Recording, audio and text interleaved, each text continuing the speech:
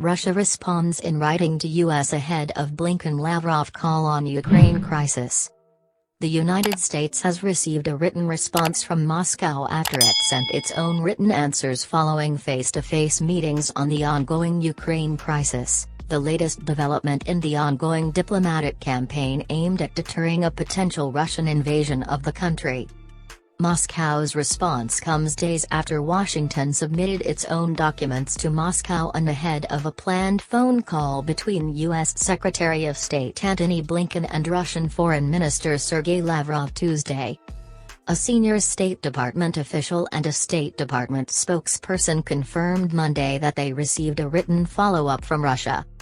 It would be unproductive to negotiate in public, so we'll leave it up to Russia if they want to discuss their response, the spokesperson said. We remain fully committed to dialogue to address these issues and will continue to consult closely with our allies and partners, including Ukraine. Public reactions to those U.S. written responses, in which administration officials said the U.S. voiced willingness to work with Russia on things like arms control but refused to give room on NATO's open-door policy, have been largely pessimistic. It is unclear if Moscow's written response, first reported by The Washington Post, was received before or after Monday's UN Security Council meeting over Moscow's escalation along the border with Ukraine, which ended in a standoff between the U.S. and Russia. U.S. Ambassador to the UN Linda Thomas-Greenfield told reporters following the session, in which the U.S. accused Russia of planning to mass tens of thousands of troops along the Belarus-Ukraine border, that the U.S. called for this meeting to allow the Russians to give us an explanation of what their actions are. We didn't hear much, she said. They didn't give us the answers that any of us would have hoped that they would provide. The open meeting at the UN headquarters in New York proceeded Monday despite opposition from China and Russia. U.S. officials have repeatedly urged Moscow to take a diplomatic path forward, warning that a renewed invasion of Ukraine would result in swift and significant sanctions, a message reiterated by President Joe Biden on Monday while the meeting was underway. Tense UN meeting. In her remarks to the Security Council Monday, Thomas-Greenfield said, "We continue to hope Russia chooses the path of diplomacy over the path of conflict in Ukraine. But we cannot just wait and see. It is crucial that this council address the risk that their aggressive and destabilizing behavior poses across the globe."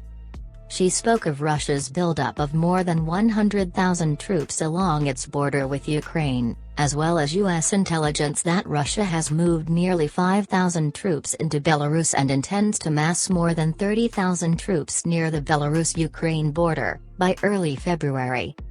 If Russia further invades Ukraine, none of us will be able to say we didn't see it coming.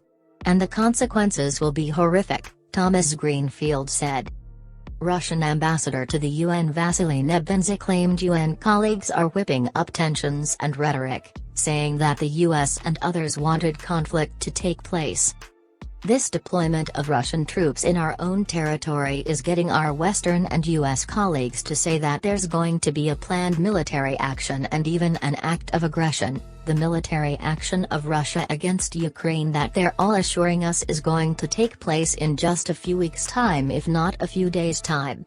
There, however, is no proof confirming such a serious accusation whatsoever being put forward, he said in translated remarks at the meeting.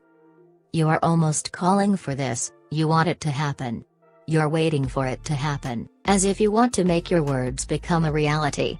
This is despite the fact that we are constantly rejecting these allegations, and this is despite the fact that no threat of a planned invasion into Ukraine from the lips of any Russian politician or public figure over all of this period has been made, Nebenzia said. Thomas-Greenfield responded that it was Moscow that was being provocative, not the US or its Security Council partners. We have made clear our commitment to the path of diplomacy.